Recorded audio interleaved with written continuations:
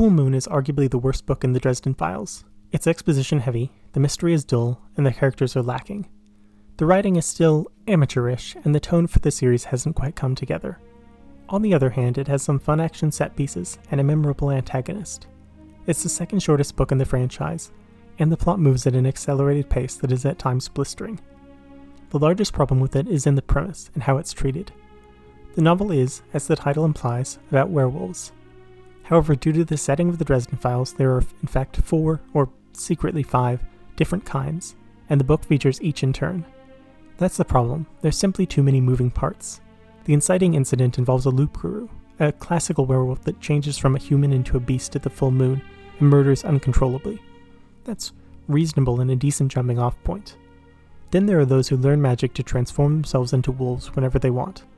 They were at first a mystery, but eventually revealed to be helpers to Dresden. They are also the only lasting impact Full Moon has on the franchise, as the Alphas become one of his only true allies, showing up in every other book. In addition, there are those who use magical artifacts to transform. These are the true antagonists, as it's revealed that FBI agents have access to these artifacts and use the power to kill. That would be enough, if a little stretched, but then there are also lycanthropes, berserkers who really aren't werewolves at all, but barbarians who can rage out and gain increased strength and regeneration. They overburden the story and contribute little, and are the biggest narrative issue. With all of these established, it's time to delve into the case itself. It begins, like many, with a murder scene.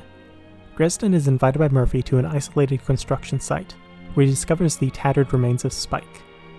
He was an informant for Marcone, the local crime boss, but it seems like he was torn apart by an animal. There are departmental issues, however, as the FBI bust down the door and almost shoot Murphy. This is another issue with the structure. The female agent, Ben, is described as wild and unhinged, and without intervention would have shot a fellow officer. It's clear that there's something wrong with the agent, and we later learn that transforming into wolves can have after effects, including aggression. Putting 2 and 2 together, it's clear the FBI are involved. Harry, however, does not figure this out until much later, which is frustrating from a reader's perspective. The reason the FBI showed up on a random murder case was that there's been a string of them a month ago, during the full moon. There were 3 gangbangers in a park, a little old lady, 3 bums, and an old man, and most intriguingly, James Harding, business partner of Marcone. With 2 people dead with a relationship to him, a pattern begins to form. Dresden and Murphy investigate, although he promises not to hide anything from her.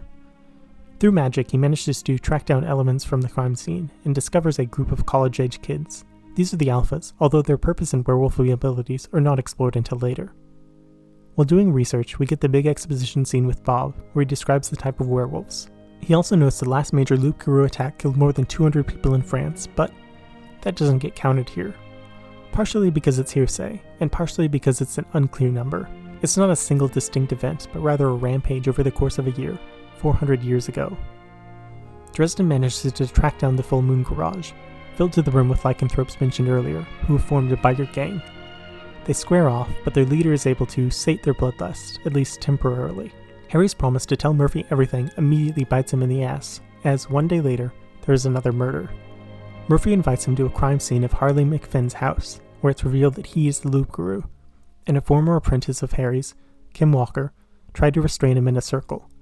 It wasn't properly made, and he got out, ripping her apart.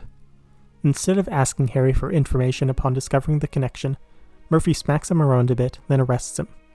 Another point of contention about the book, and the actions are certainly egregious. A little bit of communication would have gone a long way. He's freed by Tara West, McFinn's fiancée. She is the secret 5th kind of werewolf, as she is a wolf who turns into a human. Subtle distinction, but it's a significant source of mystery throughout the book, as she has no soul and acts oddly. After going on the run for a brief time, they find McFinn in a local forest. He reveals he's managed to contain his curse for a while, but let it loose in Vietnam after his platoon was killed. The US Army has a fairly standard size of 42 for its platoons. While it's possible that it was a smaller or larger unit, given the time period it's safe enough to add it to the toll. What can't be added is the 2-mile radius where he killed everything. He likely killed dozens if not hundreds, but with literally no indication, it can't be counted. Unfortunately, the cops managed to find McFinn and put him in jail for the night for Kim's murder. Harry then attempts a daring rescue, but is unfortunately too late, as the beast is unleashed. There is a quick sequence where Harry watches on a monitor where McFinn quickly slaughters Matson, Clement, Murdoch, and an unnamed prisoner who screams very loudly, and finally the guard who eventually got off his fat ass to do something. The Great Beast doesn't stop there, however, crashing through the rest of the station, causing havoc. We don't see a lot of the action, as Harry is hurt significantly while trying to escape from it. We hear shots and screams, but nothing is confirmed until Harry heads back in to confront it. We see 2 cops dragging a headless corpse, then another gets whipped around the corner before there is a horrible shriek and splash of blood. Another cop is then de-spined, and presumably dies very quickly. A final cop is hamstrung, but of all the injuries, that one seems fairly survivable. Harry chucks the beast through a few walls and a couple buildings, although that does little more than make it someone else's problem. The only other confirmed casualty we get is Carmichael, Murphy's partner, who is eviscerated, then crushed into a wall. Harry recovers from the encounter and reflects on his life with his unconscious self, who insults him and reminds him of the time he killed his mentor Justin.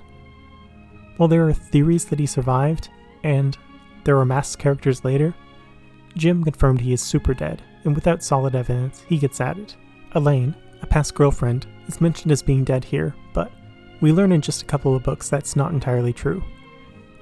Eventually, the lycanthropes manage to catch up with Harry, despite him jumping out of a moving car. They beat him up and take him back to their headquarters. Marcone tries to buy Harry from the group, but there is a debate about the exact payment, and then FBI agents show up and reveal themselves as werewolves, and there's a big fight, over Dresden among other things.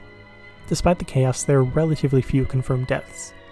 The FBI spray and pray into the squad, and 3 are confirmed to be dead. The other more wolfy members jump in, and again screams and blood are spread around, with deaths being mentioned. While there are about 20 gang members described, without more specifics, we'll call it 5 generic bikers killed.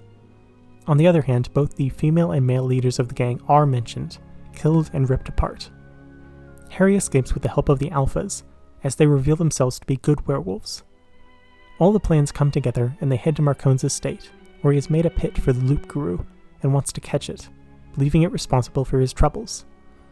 The FBI double-cross him and easily deal with Dresden and his other companions, trapping them in the werewolf pit.